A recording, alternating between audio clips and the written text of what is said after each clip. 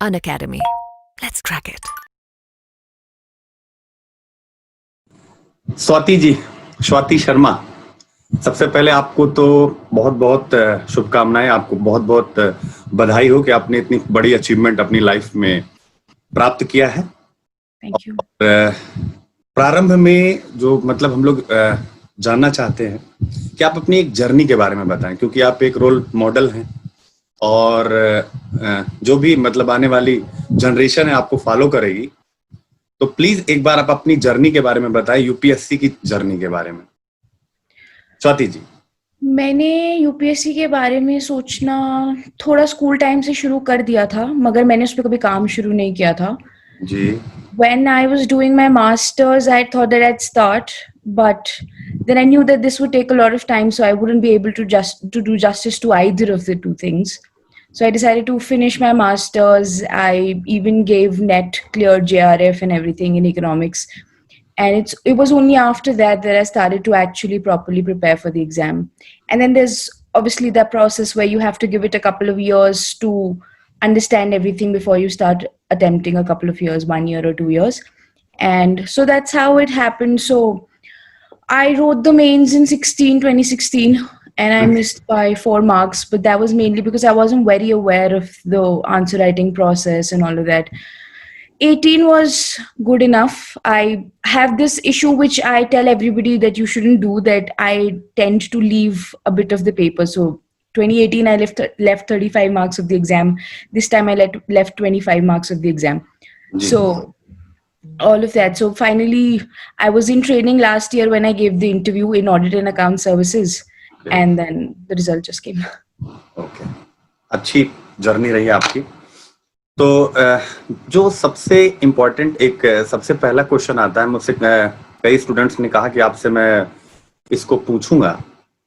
तो जो पहला आता है कि आपका जो एकेडमिक बैकग्राउंड है, उसका क्या रोल होता है, यानी यूपीएससी में, आपके प्रीलिम्स में, मेंस में और फिर इंटरव्यू में उसका रोल क्या होता है, यानी एकेडमिक्स का रोल है। एक बार आप इसके बारे में। अगर सब्जेक्ट को देखें तो वो आपको ऑप्शनल में थोड़ा हेल्प कर सकता है। जैसे मेरा इकोनॉमिक्स था सब्जेक्ट, मैंने बैचलर्स मास्टर्स दोनों इकोनॉमिक्स में करा हुआ है। तो ऑप्शनल में it helps because a large part of your syllabus is already covered. Obviously you have to streamline it and change it in such a manner that it is UPSC friendly, but I think it helps there. But otherwise, I don't think it matters what field you come from. You can do it. I've seen engineers studying commerce, so I don't think that matters that much. And as far as I think a lot of people have also asked me, does it matter that you were a top 10 student in your school as well?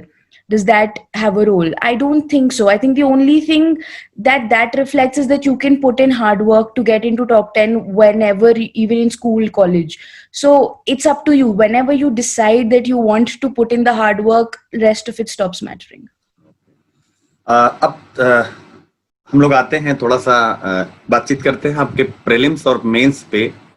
इस specific आपने prelims को कैसे focus किया था, उसके बारे में आप न्यू जनरेशन को क्या बताना चाहते हैं कि स्पेसिफिक प्रीलिम्स के लिए? मैं एक दो पॉइंट आपके सामने मतलब रखता हूं।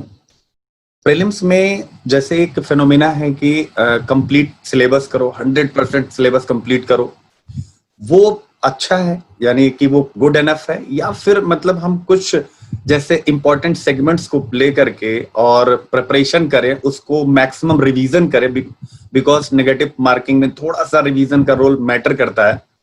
तो इस पर आप का क्या थॉट है, एक बार बताएंगे? देखिए, प्रिपरेशन प्रोसेस थोड़ा लंबा होता है। तो इनिशियली जब आप स्टार्ट कर रहे हैं, सो इट इज रेलेवेंट कि you cover everything in the syllabus. तो उसमें when you do that, you realise that some things you will naturally remember, some processes you will naturally remember. So when you're doing it for the second or third time and you're revising, you can still skip them if there is a paucity of time. There are some topics which you need to revise constantly because you won't remember it. So when you're starting your preparation, you have enough time that you can go through the entire syllabus. So at that point, definitely go through the entire thing, because we all know that UPSC can ask you anything from anywhere. So you need to cover all your bases. So for that, I would suggest that at least once you do the entire syllabus, from that you'd know what topics you're having trouble with. Those you can focus on, especially in the subsequent rounds of revising, is what I think. ठीक है. And one of the most relevant thing is that you sit with the entire syllabus and go through that, mark whatever topics you can do from where within that syllabus also. So that is a very easy reference point to go back to. I did that for my optional as well and for GS and prelims. One question मेरा है कि जैसे बहुत से student ऐसे होते हैं जो कोचिंग क्लासेस वगैरह नहीं कर पाते हैं इन टर्म्स ऑफ इकोनॉमिक कंडीशन, या फिर जैसे गर्ल्स है जो रिमोट एरियाज में है, तो उन लोगों के लिए जैसे आप कैसे कहना चाहेंगे कि अगर वो कोचिंग नहीं कर पाते तो क्या वो अपने लिए सिक्योर कर सकते हैं? बट इसमें थोड़ा सा मैं चाहूंगा कि एकदम आइडियल ना होकर के जो मतलब एकदम रियलिज्म है कि वो बच्चे कैसे आगे आ सकते हैं, क्योंकि मुझसे बहुत से बच्चों ने, क्योंकि काफी कनेक्ट हैं बच्चे मुझसे यूट्यूब पर, तो काफी आज मैंने उन लोगों से कहा था कि आपका इंटरव्यू मैं करूंगा, तो बच्चों ने मुझसे अभी क्लास में कहा था कि सर कुछ ऐसी बातें पूछेगा कि हम लोग मोटिवेट हो सके। तो ऐसे बहुत से बच्चे हैं जो इकोनॉमिकली काफी वीक हैं, बट उनके अंदर एक बिलीफ है कि हम कर सकते हैं, नंबर वन। और सेकंड, जो थोड़े बहुत इकोनॉमिकली स्ट्रांग भी वो रिमोट एरियाज में है। या थर्ड क्या होता है कि एक पेट्रियर्की होती है। पेट्रियर्की होती है कि जैसे आपको मतलब पेरेंट्स हैं वो दिल्ली में नेचुरली वो भेजना नहीं चाहते, वो कहते हैं कि तुम अपने ही मतलब डिस्ट्रिक्ट में कहीं कोचिंग कर लो, कुछ सिलेक्शन वहां से। उनके लिए आप कुछ अगर बताएं एक स्ट्रेटजी, थोड़ा सा टाइम भी आप इसमें ले सकती हैं जी। ऑनेस्टली स्पीकिंग, मुझे कोचिंग से कभी खास फर्क नहीं पड़ा इनिशियली भी जब मैंने की थी, तो बिल्कुल बहुत अपनी तरफ से करना is the most important thing. Coaching वाले भी mostly they will give you reference material, they will explain certain concepts to you, ultimately you have to do it on your own. So it is not a disadvantage as such that you can't get the coaching. I think the only advantage that gives you, which otherwise might not be available, it makes you disciplined, that you have every day that you have to go somewhere, they'll give you a task that you have to complete for yourself, so you follow that, so you get into the habit of doing it. So there, if somebody really wants to do it and doesn't have that coaching, they can inculcate that discipline for themselves. So one is that. Other than that, for people who do not have that option of going to coaching, I think there is ample material and guidance available online. There's so many people who upload their notes as well, who upload their strategies, who upload booklets that we can follow, current affairs. There's so many things which are available for free also online. Yeah. So if you judiciously use that, that would help. Other than that, one more thing is, if you could get a group of people who are preparing, and with them you can streamline your preparation, so you can help each other in the process. So not being able to go to coaching is not a disadvantage unless you make it. You have to decide that you want to put in that discipline and hard work and reach out to other people who might help you out, and look for resources online if you can find them. And otherwise, basic books are there already. I think everybody knows what the books you need to refer to are.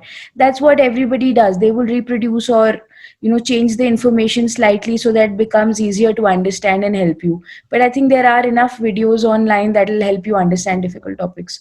So if that's not an option, you can very easily do it on your own. अच्छा, एक चीज और next चीज, NCERT का prelims में एक बार आप बच्चों को बताएं, जो कि बहुत बच्चों में पॉपुलर होता है एनसीईआरटी करना, 6 to 12 एनसीईआरटी। तो 6 to 12 NCERT for prelims and for basic mains, इसकी इंपॉर्टेंस अगर आप कुछ बता सकें। ज्योग्राफी की एनसीईआरटी बहुत इंपॉर्टेंट है। हिस्ट्री में जो एक फाइन आर्ट्स वाली एक बुक आती है 11th की, आई थिंक, ठीक है, वेरी इंपॉर्टेंट। हाँ बिल्कुल आती है फाइन आर्ट जी। पॉलिटी में somewhat Laxmikanth is good enough. I think Laxmikanth में एनसीईआरटी के most important points are already there. और हिस्ट्री में we do Bipin Chandra mostly, उसमें भी काफी कुछ है ऑलरेडी, जरूरत नहीं पड़ती। उसके एडिशनल स्पेक्ट्रम कर लें तो काफी उसमें फैक्चुअल इंफॉर्मेशन ज्यादा मिल जाती है। मेंस के लिए आई वुड सजेस्ट जो बिपिन चंद्रा की इंडिया स्ट्रगल फॉर इंडिपेंडेंस है, the thick one, that is more important, because उसमें what I did was, when I was reading that book, So I could come up with questions while reading every single page. So you just write on top of that कि if this question comes, this is the answer from here. Because में काफी concise तरीके में एक जगह पे आपको पूरा आंसर मिल जाएगा. So थोड़ा that hard work you'd have to do. Other than that, I don't think I did a lot of NCRTs because all of these reference books that we read, they already include most of the things from NCRT. So NCRT you do initial phase mein because it's easier to understand. So in a way, groundwork gets laid down before you move on to the heavy books. Because I think the books we refer to for UPSC specifically, not NCRTs but the reference books, वो काफी intense होती है information wise. So just going directly into that can be difficult for a starter person. So otherwise, I don't think it's very relevant that way. I know everybody says that do the NCRTs, but the idea is कि psychologically it helps you to start your prep. But with geography, history, fine arts, art and culture, Tamil Nadu board ka भी history का book is important to do. And so I think for that it is important. Other subjects, if you feel you don't have time, you can skip. मतलब selective study for NCRT. और अब next हम लोग बातचीत करते हैं थोड़ा सा मेंस की आपकी स्ट्रेटजी पर कि मेंस का और आपको पार्टिकुलर जैसे GS1, GS2, GS3 पहले इस पर हम लोग हल्का बातचीत करेंगे, फिर मैं आपसे नेक्स्ट क्वेश्चन एथिक्स के लिए पूछूंगा in terms of case study and theory part and then essay और उसके बाद ऑप्शनल पे. तो सबसे पहले आप GS1 के बारे में बताएं कि जैसे हिस्ट्री और ज्योग्राफी एंड इंडियन सोसाइटी के लिए इसमें आप ये बताएं बच्चों के लिए जो आपने किया है कि वो मतलब ट्रेडिशनल पार्ट कितना करें, करंट का क्या रोल है. मेन ये दो चीजों पे आप मैं चाहता हूं कि जो आप फ्यूचर जनरेशन को अपनी तरफ से मैसेज दे पाए कि traditional part and second part है आपका कि मतलब क्या बोलते हैं उसमें करंट का कितना इन्वॉल्वमेंट है. जैसे मैंने एक इंटरव्यू काफी पहले आया था टीना डाबी जी का, तो उन्होंने कहा था और बच्चे मतलब उस चीज को सुनते हैं कि mains is it's all about current affairs. तो उस रेफरेंस में एक बार आप अपना बताएं तो जिससे बच्चों को और क्लियरिटी आ जाए. जी. I think UPSC keeps changing its pattern. So when she had given the exam, there were a lot of current affairs questions. But over time, UPSC has changed that. And I think they switch every year. They change the proportion of current and static part every year. So I don't think you can follow a strategy where you're only focusing on current or only focusing on static part. You have to do everything. So the first thing you do, you know all the basic books that need to be done for every subject. So you cover those thoroughly. If you can come up with any questions while you're reading that you think that UPSC can ask, you always mark those, keep those notes. What I used to do is अगर मुझे किसी book में particular part मिलता था तो मैं उसका screenshot ले लेती थी या phone पे photo ले लेती थी उसका, and then I had a folder and I'd keep all those screenshots there for later कि I can revise those particular points which I feel are important. So history में this is very easy and very important. And usme spectrum also helps in the sense that you can put in facts. So you mix everything, you create for every topic a compiled answer of sorts which has everything, your static bits that you have, because that gives you marks. If you put facts in, that gets you marks. So you do that for that. Geography, they can ask anything again.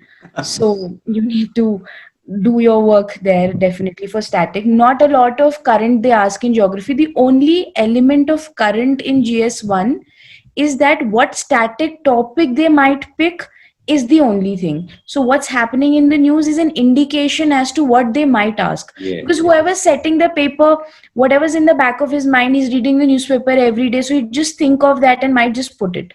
So you take an indication from that and give extra focus to those questions. Don't leave anything just because it's not been in the news, but give extra focus to those questions is what I'd say. In GS1, use that only as an indication.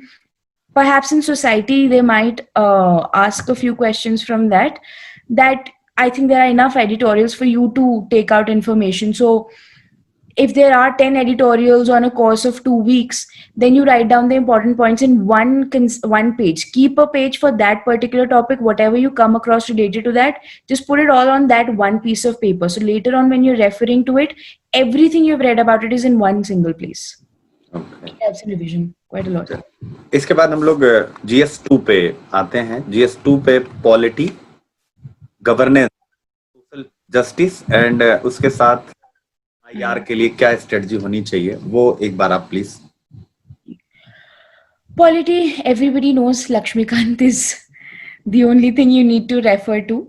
And other than that, polity में current का ये है कि some bodies are usually in the news. For example, abhi the new CAG just joined. So you can expect questions from the CAG, right? So those kind of things you need to keep an eye out. Otherwise, they can ask you static. This time, the questions they asked were very general in the sense that you had to write from your own mind. You couldn't have referred to any material or anything to write it from. You couldn't even refer to an article to write those answers from. So you had to know the topic really well to be able to give those answers. So I think when you're reading everything, you should also be able to create a mindset in your head that, okay, this is the issue, this is how it works. You shouldn't just randomly read from the newspaper or any other material and just learn that. You have to have your own thought process on that. I think that's become important with UPSC now, especially after last year's mains. So in polity, do Lakshmikant, have an idea of what's happening, what are the pros and cons of everything. I think what I used to do was that in every topic, so you have the background of the topic, you prepare the background of, if there's a body, you prepare a background of that body. If you can find something about the history of it, okay, how it evolved over time, you have a paragraph on that ready for yourself. Then whatever's good about that policy, for example, or bad about that policy, then what are the consequences, how it will impact people, that also you prepare an answer for. Then what suggestions have been given by other people to improve that process, that also you need to prepare. Then from your own side, what steps further can be taken, like a way forward. So you need to prepare for a topic from every angle. They can ask you anything. They can ask you about the background. They can ask you about the evolutionary process of their body, for example, or a policy. They can ask you the pros and cons. They can ask you the stakeholders and how it will affect different stakeholders, right? And if there are any alternatives. And in the factual part, if you want, you can see if there has ever been a committee on it. So you just put in the name of the committee in the answer. And then way forward, you have to come up with on your own, reading everything based on what you think it should be. So I think approaching everything from every angle is important, because if they can ask any portion, then you have a ready answer for yourself. One more thing I followed was that whatever they asked in the question, so if they asked one thing in the question, I would answer one extra thing. So if they didn't ask me suggestions, I still wrote suggestions, even though if it is 2-3 lines, still wrote one extra thing. So if they ask suggestions and they ask the problem, then I'd also give the background. So one extra thing if you give, I think that helps. With IR, reading the newspaper is the most important. Reading the background of the countries is most important. I think the basic static part for the relations we've had with different countries is very important to focus on, because then you can use those. And I think you can include China in every answer as a stakeholder these days. But so I think you have to prepare it from that point of view. You need to know everything and the current developments, and you need to interlink things. So if they ask about one country, it doesn't matter. If there's a agreement with like, for example, if they're asking about Russia, then you talk about BRICS for sure. So those kind of interlinkages you need to do. Okay, very good. Make diagrams in the exam if you can. I mean, you can make a map.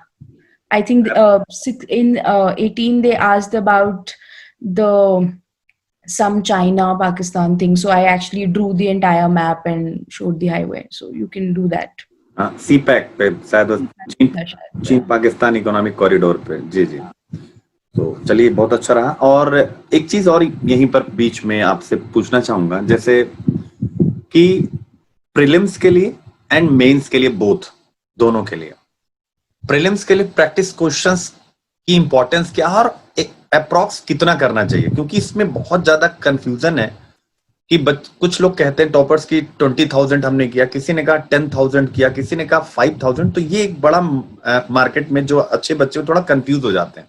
Number 1 thing, तो सबसे पहले ये कि prelims का जो practice set का एक concept है कि कितना हम कर सकते हैं, 20,000 कर लें, 10,000 कर लें, और नंबर 1 एंड सेकंड थिंग कि कब कर लें, यानी जब प्रिपरेशन हो जाए, आप पढ़ रहे हैं तभी कर लें। ये दो एक बार आप इसके बारे में बच्चों को थोड़ा अपना एक्सपीरियंस आप साझा करें।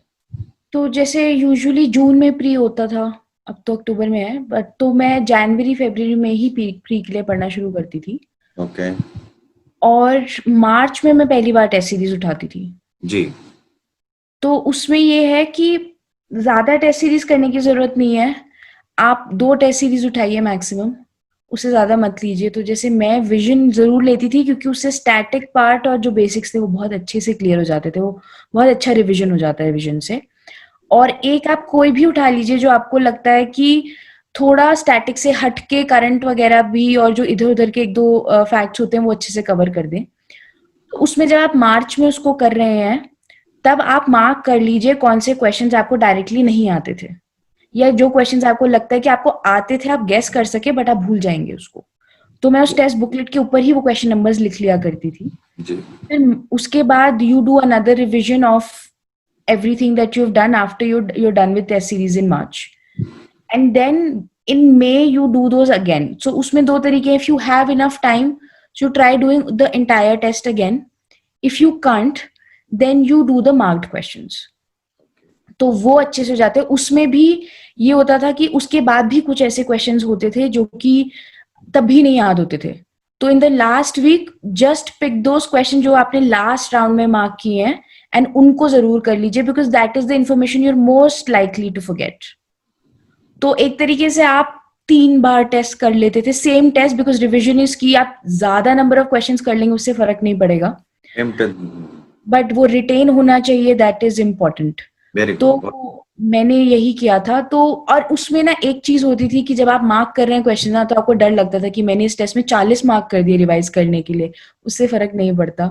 Don't worry about that. अगर आप 50 या 70 क्वेश्चन भी मार्क कर रहे हैं, जैसे एंशिएंट वगैरह में 70 या 50 हो जाते थे तो आई थिंक वो कर लीजिए, because that will help you in the end, that information you need to retain. So instead of doing new tests every time, if you redo the tests that you couldn't do very well, that would be more fruitful. जी। और mains के लिए जैसे test series का मतलब क्या role है, और उसकी टाइमिंग भी आपको बतानी है। जैसे कुछ बच्चों को लगता है कि जब वो प्रिपरेशन स्टार्ट कर रहे हैं उसी टाइम टॉपिक वाइज जो भी उनका कंप्लीट हो रहा है, फॉर एग्जांपल मान लीजिए मैंने उनको पढ़ाया इंडस वैली सिविलाइजेशन का अर्बनाइजेशन, तो मैंने उनको अर्बनाइजेशन पढ़ाया और ये बताया कि कैसे जो अभी का प्रेजेंट जो स्मार्ट सिटी है उसको ये कैसे इनपुट दे रहे हैं, ऐसा मैंने उनको बताया, उनको अच्छा लगा। तो वो मतलब बच्चों के क्वेश्चन आते हैं, अब सर हम आंसर राइटिंग कर रहे हैं, तो उसी टाइम पर आंसर राइटिंग करें जब उनके टॉपिक चल रहे हो, या एक बार एंटायरली पूरा पढ़ के देन आंसर राइटिंग करें, मतलब स्टार्टिंग, और आप एक होता ना आपका एक एक्सपीरियंस हो जाए। इसके बारे में थोड़ा सा।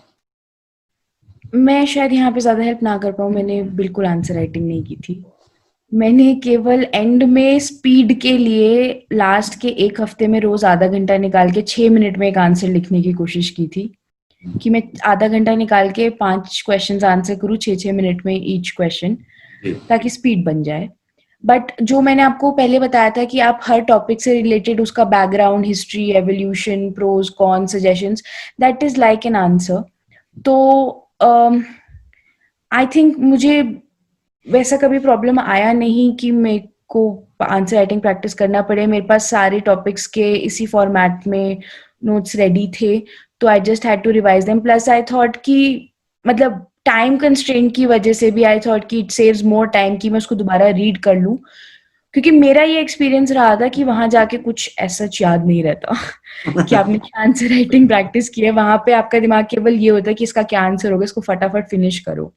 तो speed was my main focus, because like I said initially, मुझसे पेपर कंप्लीट करना थोड़ा मुझे दिक्कत होती थी पेपर कंप्लीट करने में, तो I can't help much there. But I would say कि even when you are doing that topic every day, if you are doing a topic, then you at least make that answer where you have covered every aspect, so that even if you don't get time to practice writing it, you at least have an answer prepared. So you can in the exam pick and choose those कि अगर pro con पूछा है तो वो उठा के डाल दो, तो उसको रिवाइज करना would be more relevant. But हाँ, answer writing practice is important and speed पे focus करना भी is important. नहीं, आपने बहुत अच्छी बात आपने बताई ये स्टूडेंट्स के लिए क्या है कि जैसे आपने बताया कि आपने रिवीजन पर फोकस किया, स्पीड पर फोकस किया, तो ये बहुत अच्छा है। अभी तक मैक्सिमम ऐसा होता है कि हमने इतने आंसर लिखे, तो ये आपका एक बड़ा अच्छा है कि बच्चों को एक नई चीज मिल रही है। क्योंकि मैं 12 ईयर हो गया मुझे अपना मतलब ये करते हुए, टीचिंग करते हुए, और मैंने भी सारे अटेम्प्ट मेंस दिए और इंटरव्यू मैं दिया हूँ, और उसके बाद मैं सक्सेस रहा था। तो यहीं मुखर्जी नगर में मैंने अपना इंस्टीट्यूट ओपन किया, जी एकेडमी के साथ एसोसिएट हूँ। जी तो एक मेरा एक्सपीरियंस रहा एक लंबा, अपने टाइम का भी और अभी का भी। तो ये आपने एक अच्छी चीज बताई कि जैसे आपने स्पीड पर फोकस किया, और बहुत ज्यादा मतलब ऐसा नहीं कि आंसर राइटिंग करना नहीं है, बट आपने क्या किया, रिवीजन और स्पीड पर फोकस किया। तो एक नई अप्रोच, आप आंसर भी करो बट एक नई अप्रोच आपने बच्चों को दी, ये बहुत अच्छी बात है। एंड इसके बाद थोड़ा सा बच्चे, क्योंकि जब इंटरव्यू होता है ना, तभी हम लोग क्या कर रहे थे कि ये पढ़ ले वो पढ़ ले, तो उनको थोड़ा इंटरेस्टिंग नहीं लगता। तो उनके लिए थोड़ा सा आपके लिए एक छोटा सा एक क्वेश्चन है जो बच्चों को अच्छा लगता है कि बिफोर एंड आफ्टर, वो जैसे पिक आती है ना कि मतलब वो हेल्थ वगैरह के लिए कि बिफोर कैसे थे और आफ्टर कैसे हो गए, फिटनेस जिम वगैरह वाले अपना ऐड करते हैं। तो वैसे ही आपका स्वाति बिफोर आईएएस मतलब सिलेक्शन और मतलब आफ्टर सिलेक्शन क्या लाइफ में चेंजेस आया, मतलब आपको ऐसे गूज बम टाइप वाला, मतलब एक अलग प्रकार की दुनिया की, सो के उठे तो जो सन होता था पहले कुछ अलग सा फील होता था, मतलब एक प्राउडली मूवमेंट, ये थोड़ा सा बच्चों को इंस्पायर करता है। तो एक बार ये थोड़ा सा बताएं कि उनकी लाइफ में क्या चेंज हो सकता है। जी लास्ट ईयर जब सिलेक्शन हुआ था उसके पहले ये था कि कोई फॉल बैक ऑप्शन इस तरीके से नहीं है। हालांकि फॉल बैक ऑप्शन इस तरीके से था कि मैं दिल्ली यूनिवर्सिटी में जाके पढ़ा सकती थी, मैंने 2 महीने पढ़ाया था वहां पर। बट एक डर होता है कि अच्छा अभी कोई सर्विस मिला नहीं है, तो वो इंस्टेंटली चेंज हुआ। तो एक सेटिस्फैक्शन सा, एक कि अच्छा ओके इतना मेहनत किया तो finally I have gotten somewhere really good, तो that was there. So your worry goes away. फिर जब आप दूसरा अटेम्प्ट देते हो तो it's just for improvement, and you know कि okay you can only go up from there. So that एक उसका एक बहुत बड़ा एक सिक्योरिटी फील होती है उस चीज की। तो I think feeling secure was the first feeling you will feel once you get there. This time honestly speaking मुझे अभी तक ये सेटल इन नहीं हुआ है कि I got such a rank and everything. So that natural है, हाँ हाँ बिल्कुल। that might take time, but it's a great feeling. You finally feel that you were working towards something all this while and you were chasing something, and finally you've gotten that. And obviously there will be new things that you'll chase in life, in your career and all of that, but this is a big turning point in everybody's life. So I think a lot of things are uncertain while you're preparing. You don't know where you'll go. So now at least a general trajectory for your life is certain. So that makes you feel really nice and secure. Two things more, एक बार आप ethics के लिए बच्चों को, कि ethics के लिए कैसे वो लोग वर्क करें, और उसके साथ एथिक्स के साथ एशे, यानी अब जैसे 2019 का अगर हम लोग एशे का पेपर देखें तो मैक्सिमम क्वेश्चन सेक्शन ए के अगर आप देखें तो सेक्शन ए के मैक्सिमम क्वेश्चन ऐसे थे जैसे लग रहा था कि बिल्कुल एथिकल क्वेश्चंस आ गए हैं। तो ऐसा कुछ आप एशे और एथिक्स के लिए बच्चों के लिए कुछ जो आपने न्यू किया हो, बाकी तो सबको पता ही क्या सिलेबस है क्या नहीं, जो आपने कुछ ऐसा किया हो एक्स्ट्रा। ऐसे में मेरे को ये दिक्कत था पहले कि मतलब मैंने भी जैसे लोगों का पढ़ा कि वो कहते थे कि आप कोट लिख दीजिए, ये लिख दीजिए, इस टाइप में उसको डिवाइड कर दीजिए ऐसे को। तो that didn't work out very well for me last year, but इस साल I went there and I was very honest in my entire essay. You don't think too much, थोड़ा एक स्ट्रक्चर आपको बनाना पड़ेगा फॉर श्योर कि you have to cover various aspects, कि आप सोशल पॉलिटिकल उस एंगल से उसको एक्सप्लोर कर पाए, because you have to show कि आप हर डायमेंशन में सोच सकते हैं और अब हर डायमेंशन में उस टॉपिक को एड्रेस कर सकते हैं। तो one thing is make sure that you address that in every dimension, address the topic in every dimension. Other than that एक कनेक्ट होना चाहिए। so it shouldn't be like कि आप एक डायमेंशन से दूसरी डायमेंशन में जा रहे हो तो वो ऐसा लग रहा है कि कोई बंदा 2 अलग एसेस पढ़ रहा है। तो there should be a flow in the entire essay. उसके अलावा the language doesn't need to be very complicated, because I think बहुत सारे लोग इस चीज में फंस जाते हैं कि ऐसे लिखना है तो we need to write complicated words perhaps, but that is not the goal. The ideas you convey through it is more important. So don't focus on using really complicated words there. And perhaps you can use quotes in the starting or the end. That actually helps a lot at times. Examples in essay also. So everything that you follow in a GS answer, you have to follow in the essay as well. But just that you have to be more explanatory in this. You have actually, it's an advantage because आपके पास ज़्यादा space है लिखने के लिए, तो आप अपने views को और elaborate way में express कर सकते हैं. So I think that is important, and if you can put something from current affairs, that's important. I think I don't remember which essay it was, but मैंने Greta Thunberg का example दिया था अपने essay में, and that was before Greta Thunberg became really popular. So I think it was a couple of months after mains that she started to dominate the news, and I had put that there. So in my head, I was thinking while the paper was getting checked, she was all over the news. So that's an advantage. So if you read the newspaper really well, you would identify these things beforehand, and then you can use them. And those connections actually help. That, okay, you're not just reproducing something you might have written a while back, but you're actually able to analyze the topic then and there, and apply whatever's happening in the world to it. Other than that, you can get very creative with the essays also, because I think I attempted the artificial intelligence one. So people tell you your intro should be a couple of paragraphs only. You only take 1/3 of the page and finish your introduction. I wrote an intro for a page and a half, because in that, what I did, I wrote an entire story. Ki a person wakes up and how the AI-enabled house reacts, how his AI-enabled office reacts, how his AI-enabled car reacts. So I wrote an entire story for that. So if you can be creative that way, then do that. Don't think or don't get bogged down by what somebody else has said, that this is the pattern, this is what you need to follow. If you think that this idea would work, be honest and just do it. It might as well work in your favor. So in the essay, you need to be very free with what you're writing. Follow the basic layout of addressing every issue, but don't get bogged down by it. Interview. Last time मैंने मॉक्स दिए थे, और वही basic आपका जो भी डैफ है उसमें से you pick up, you prepare everything.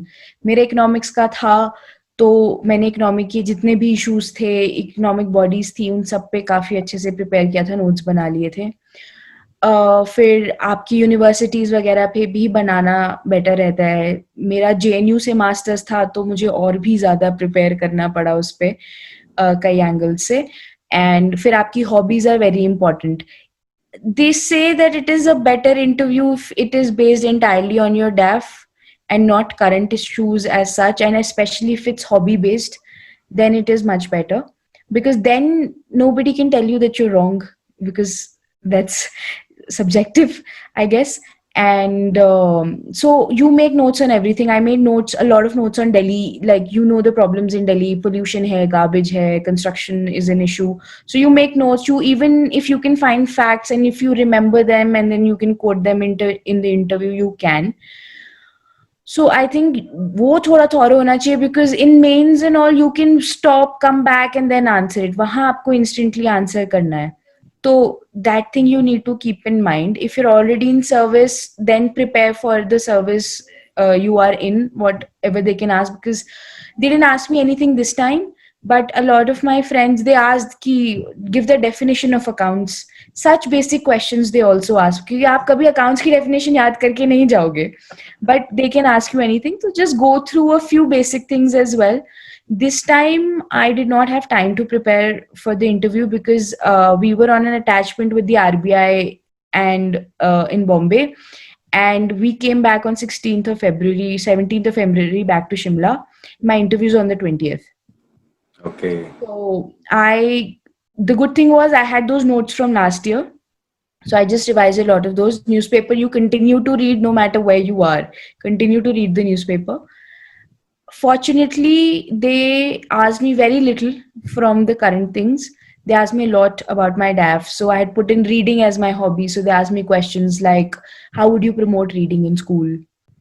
So those kind, they asked a few questions from Delhi. I could remember that garbage fact. So I told them this much garbage gets collected in Delhi, this much is processed. So those kind of things help. One thing I'd say that had an improvement this year from last year in the interview was perhaps because I didn't have time to prepare much. I wasn't worried a lot. Like I entered and I was free of Careless. it. या तो क्योंकि ये होता है आप जाते हो आप सोचते हो कि अच्छा अगर मैंने ये बोल दिया तो कैसे होगा वो बोल दिया तो कैसे होगा उस समय कुछ नहीं सोचना है ये उस समय whatever comes at you just give the answer that comes to your mind if you don't know anything say I don't know if you don't know anything but you think that you might know just ask them for permission ki can I please take a guess and most of the time they allow you to do it. I did it this time, they allowed me to do it and it worked in my favor because I was correct. So don't think too much there कि ऐसे कह सकते हैं कि नहीं कह सकते आप कह सकते हो just be very natural there because they know when you're lying experience होता है पूरा बिल्कुल and I've heard of stories where somebody has lied after 10 minutes they asked another question and caught that person in a trap. Ji So, बिल्कुल it's important that you're honest. और next बस last आपसे 2 questions हैं बच्चों ने जो मुझसे कहा था एक क्वेश्चन उन्होंने कहा था जैसे प्रीलिम्स आ रहा है तो प्रीलिम्स में उनका कहने का मतलब है कि स्टूडेंट मतलब आपने भी प्रीलिम्स दिया ही है लगातार सभी एग्जाम तो मेरा ये कहने का मतलब बच्चे कैसे एग्जामिनेशन हॉल में जो प्रेशर होता है उससे मतलब एक बार सर पूछिएगा स्वाति मैम से बच्चों ने मुझे मैसेज किया था मैं क्लास ले रहा था मैंने बताया था उनको क्योंकि कल पास सूचना आ गई थी कि आपका इंटरव्यू करना है तो मैं इकोनॉमिक्स पढ़ा रहा था तो उन बच्चों ने कहा कि सर जो है एक बार पूछिएगा कि एग्जाम हॉल का प्रेशर कैसे हैंडल करें तो अब आप लोग उनके आइकन हो जाते हैं तो सब आपकी बात ज्यादा मानेंगे हम कितना भी कहेंगे तो उन्हें लगता है कि हाँ बताएं आप प्रेशर तो होता है सुबह जाते हुए भी होता है बट एक चीज जो मैंने फॉलो की थी वो ये थी कि पेपर स्टार्ट होने के आधे घंटे पहले आप पढ़ना बंद कर दीजिए क्योंकि उसमें ये होता है कि मैंने देखा बहुत लोग बाहर खड़े होके पढ़ रहे होते हैं उसमें होता है कि अगर आपको एक भी चीज ऐसी मिल गई ना जो आपको लगेगा ओ ये तो मुझे याद ही नहीं थी तो फिर वो और ज्यादा आपका स्ट्रेस बढ़ जाता है तो half an hour before that just stop क्योंकि फिर वो you're just putting your self in a trap कि अच्छा कुछ ऐसा आ जाएगा जो मुझे याद नहीं है तो वो एक एडिशनल स्ट्रेस हो जाता है जी तो हाफ एन आवर पहले और एटलीस्ट 15-20 मिनट्स पहले आप उसको छोड़ दीजिए एग्जाम हॉल में जाके काफी स्ट्रेस होता है जब शीट मिल रही होती है बबल्स ढंग से भरिए क्योंकि मैंने ये गलती करी हुई थी कि मैंने वो OMR शीट में अपने रोल नंबर के बबल्स गलत भर दिए थे एक बार तो फिर वो उन्होंने मुझे किसी तरीके से ठीक करके दिया था तो ये सब चीजों का स्ट्रेस भी होता है तो उसको पहले ही हटा दीजिए बाकी ये होता है मेरे साथ तो ये होता था कि शुरू के 15-20 minute you are very worried कि क्या है कैसा पेपर है बिकॉज आपने पूरा पेपर देखा नहीं होता उस समय तक तो पूरा पेपर ना देखिए क्योंकि अगर आपको एक भी या 2 भी क्वेश्चंस दिख गए ना जिसका आपको बिल्कुल आइडिया नहीं है तो बाकी क्वेश्चंस आंसर करते समय आप यही सोचते रहेंगे कि आगे के क्वेश्चंस मुझे नहीं आते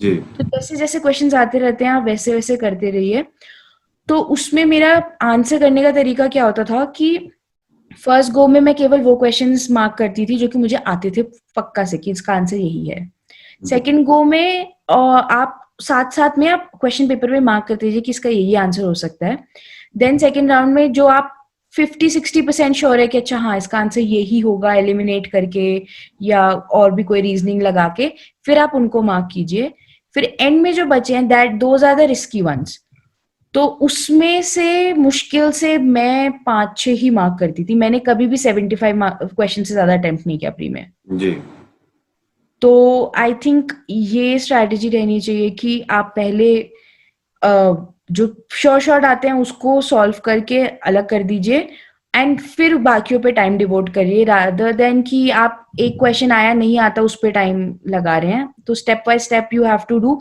उससे I think you worry less because आपको लगता है कि अच्छा मैंने 50-60 क्वेश्चंस फॉर श्योर शॉर्ट सही कर दिए हैं या कुछ तो वो थोड़ा स्ट्रेस कम हो जाता है उसके बाद बस आपको अपना लॉजिक से थोड़ा करना पड़ता है तो I think 15-20 minutes later you probably would forget कि आप कुछ पेपर दे रहे हो कुछ you just focus on answering the questions. अब लास्ट में आप कुछ बच्चों को कहना चाहती हैं क्योंकि आप लोग रोल मॉडल्स हैं कि कैसे वो लोग फोकस करें अपनी लाइफ को भी और अपनी स्टडी को भी बैलेंस कैसे बनाएं एक बार आप एक मैसेज कर दें जो अपकमिंग जनरेशन है उनके लिए? जी स्वाति जी। मेन थिंग ये है, मोटिवेशन आपको खुद से आएगी, नोबडी विल हेल्प यू। जैसे मैंने डिसिप्लिन के लिए कहा, वो डिसिप्लिन भी आपको खुद ही लाना पड़ेगा। The one thing that I used to follow every time was plan ahead really well. आप एक पूरे साल का प्लान बनाओ, आप मंथली प्लान बनाओ, वीकली प्लान बनाओ, डेली प्लान बनाओ कि आपके क्या क्या टारगेट्स हैं। उससे आपका टाइम मैनेजमेंट बेटर होता है, आपको एक ये सेंस मिलता है कि okay you have done this much, तो एक कॉन्फिडेंस आता है। तो planning is very important, and जितना अगर एनुअल लेवल पे आप जाके प्लान कर सके that is better. Other than that you need to realise कि हर किसी की मेंटल लिमिटेशंस होती हैं, इन द सेंस कि आपका दिमाग थकेगा, तो taking a break is not a bad thing. तो आप ब्रेक्स लीजिए, चाहे 1 घंटा रोज लें, चाहे हफ्ते में 1 दिन आप छुट्टी लें, जी but take a break to refresh your mind, otherwise you will get really frustrated. And जो प्रिपरेशन का और एग्जाम साइकिल है उसमें भी ये इम्पोर्टेंट है कि हाइज एंड लोज आते हैं। तो अगर आप बहुत ज्यादा मेहनत जनवरी से लेके अप्रैल तक करें, एकदम पूरे रोज 13-14 घंटे पढ़ रहे हैं, तो आपके जो लास्ट के 2-3 क्रूशियल मंथ्स होंगे आप उसमें थक जाएंगे। तो उसको ग्रेजुअल रखिए ताकि आपका हाईएस्ट एफिशिएंसी लास्ट के 2-3 मंथ्स में आए rather than initial, because otherwise आप सब कुछ भूल जाओगे तब तक। तो उस तरीके से भी you need to plan how you study. So in UPSC, planning is very important. Whatever material you're using, you need to have that on a sheet of paper, what to refer where, like a quick reference sheet for everything. So that helps a lot. So plan. Thank you Swati ji, बहुत आपका धन्यवाद, आभार, thank you so much कि Unacademy की पूरी team की तरफ से। और आपकी जर्नी बड़ी ही खूबसूरत रही है। आपने दिल्ली से बैचलर्स किया इकोनॉमी, दिल्ली यूनिवर्सिटी से आपने मास्टर्स किया इकोनॉमिक्स में जेएनयू से, आप इकोनॉमिक्स से ही जेआरएफ भी हैं। तो आप ट्रूली आप एक रोल मॉडल हैं जो आने वाले यंग जनरेशन है। तो आपको आपकी लाइफ के लिए बहुत बहुत शुभकामनाएं कि आप बिल्कुल ऐसे ही टॉप पे टॉप चलते रहें और बच्चे भी आपसे इंस्पिरेशन लेते रहें। Thank you so much. Thank you so much for having me. Thank you. Unacademy का अगर आप सब्सक्रिप्शन लेना चाहते हैं तो आप सबके लिए एक मतलब बहुत बेहतर ऑफर है। आप देखिए 1 ईयर के लिए एंड 2 इयर्स के लिए। मैं तो हमेशा कहता हूं देखिए मंथली ऑप्शन भी है हमारे पास, ईएमआई ऑप्शन भी है, सब है। बट मुझे ऐसा लगता है कि किसी भी स्टूडेंट को अगर यूपीएससी की तैयारी है तो हमारे इस ऑनलाइन अनअकैडमी सब्सक्रिप्शन प्लेटफॉर्म पे हमारे साथ कनेक्ट हो सकता है। 12 महीने की फीस देखिए 39,600 है, 24 मंथ की है 57,600, जिसमें आपको सब मिलता है। कंप्लीट आपका ऑप्शनल भी है, general studies, pre mains, compulsory papers, everything, test series, everything. इसके साथ हमारा एक अनअकैडमी का एक नया प्लान है आइकॉनिक सब्सक्रिप्शन, जिसमें आपको पर्सनल मेंटोरशिप मिलती है। और पर्सनल मेंटोरशिप का मतलब डे बाय डे आपका इवैल्यूएशन किया जाता है, आपको आंसर राइटिंग डेली आपका चेक किया जाता है, आपको प्रीलिम्स के लिए गाइड किया जाता है, आप टेस्ट सीरीज को कैसे हैंडल करें, टेस्ट सीरीज में आपसे क्या गलतियां हो रही, वो सब चीजें पर्सनल मॉनिटरिंग की जाती हैं। तो आप इस कोर्स में आ सकते हैं। इसमें 2 ऑप्शन हमारे पास, एक 24 महीने का यानी 2 इयर्स का और एक 1 ईयर यानी 12 मंथ का। तो 24 महीने की वैसे फीस है 99,000, बट मेरा कोड इसके लाइव आप यूज करते हैं तो 10% डिस्काउंट आपकी फीस हो जाएगी 89,100। और अगर आप 12 मंथ के लिए आते हैं तो आपकी फीस हो जाएगी मेरे कोड इसके लाइव के साथ 57,600। आई होप कि आप सब हमारे इस क्वालिटी प्रोग्राम को जरूर सब्सक्राइब करेंगे। आप सबका मैं वेलकम करता हूँ। Thank you so much. Thank you.